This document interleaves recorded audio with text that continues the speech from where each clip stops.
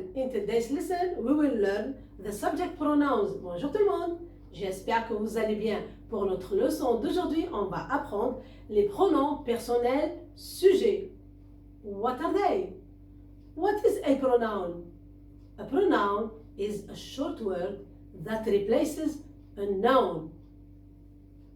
What is a noun? A noun is a person, place, thing, idea.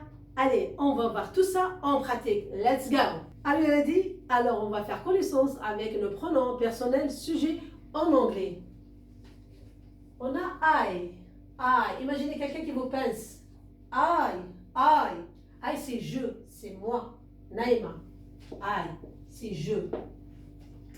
En français, on a le J apostrophe. Le J apostrophe, on l'utilise quand on emploie des verbes qui commencent par des voyelles. Par exemple, j'aime ou j'exprime. Bonne nouvelle, en anglais, il n'y a pas ça. Il n'y a pas le J apostrophe. On a I égale à je. Au suivant, on a, avant le you, je vais vous donner peut-être un petit exemple. Par exemple, je dis I work. I work. Je travaille. Je travaille. I work. Alors, pour la deuxième personne de singulier, c'est you. Tu. You. Par exemple, you play. Tu joues. You play. Tu joues. Alors, pour la troisième personne de singulier, c'est he. He représente il. It is used only for boy or man. On l'utilise seulement pour un garçon ou un monsieur. He. Et la prononciation c'est he. Imaginez que c'est un i ici. He. On va donner un petit exemple. He reads. Il lit. He reads. Il lit. Alors, on a aussi la troisième personne de singulier féminin. C'est she qui représente elle. Elle. She. Aussi, ça se prononce she. Imaginez que le E ici, c'est un I. She. On va donner un petit exemple. She eats. She eats. Elle mange. Elle mange. She eats. On a aussi une troisième personne de singulier, c'est it. It. Sauf it, on l'utilise pour les objets comme table ou chaise, chair, ou bien pour les animaux comme dog ou cat, etc. On va donner un petit exemple. Par exemple, on va dire le chat est noir. The cat is black. On va dire it is black. On va remplacer le chat par it. On va dire it is black.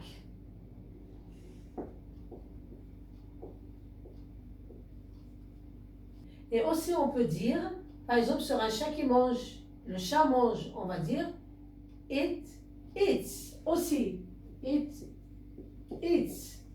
On va dire pour les humains, il ou elle mange, ou bien aussi un animal, il mange. Et vous avez remarqué que he, she, it, le verbe, on met un S. Pas comme I work, you play, il n'y a pas de S. En fait, il faut toujours mettre, quand le verbe il est au présent, present tense, il faut toujours mettre un S au verbe, sauf s'il est conjugué, au passé ou bien au futur. Là, les verbes ils sont au présent. Alors on met un S. On met S, attention, comme j'ai dit, pour he, she et it. Allez, au suivant. On a we. We, c'est nous, c'est you and me, you and I. We, c'est nous.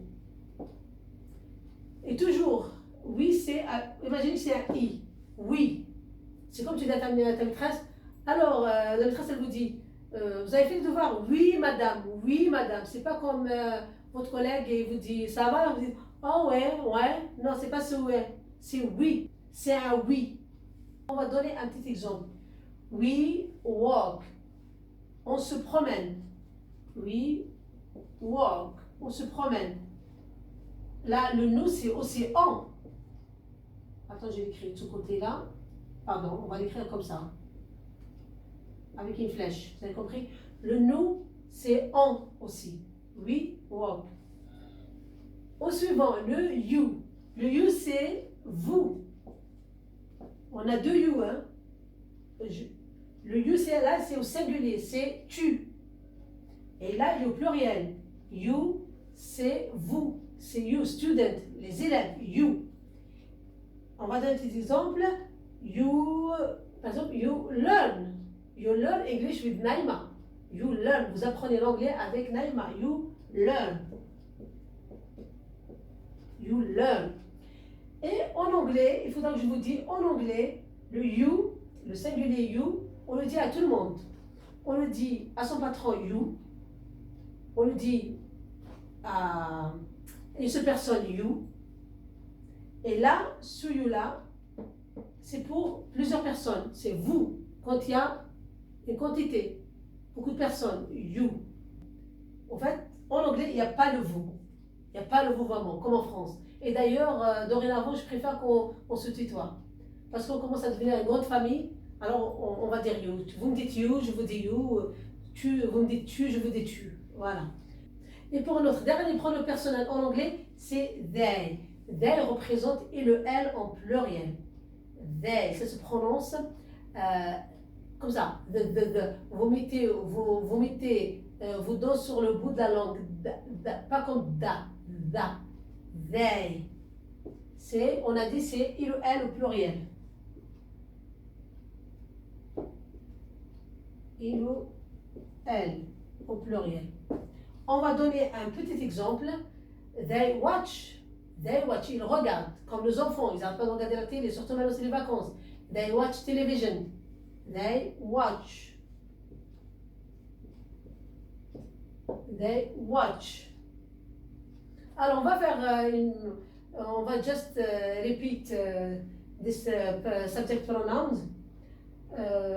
Répétez après moi. Repeat after me. Alors on va dire I, you, he, she, it, et jamais oublié le it, c'est pour les objets, les animaux et jamais pour les humains. We, vous et moi, we, you. Aussi, rappelez-vous, il n'y a plus de vouvoiement.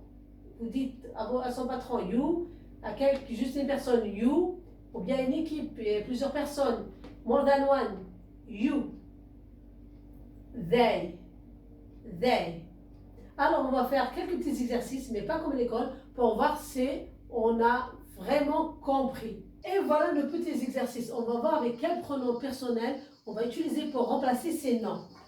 Alors, David works hard. David works hard.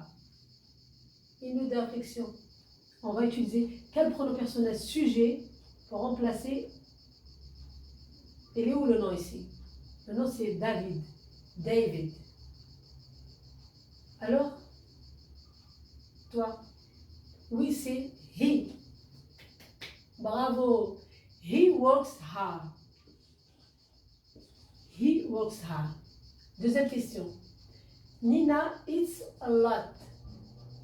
Avec quel pronom personnel sujet on va mettre pour remplacer Nina? Ici, Nina, c'est le nom.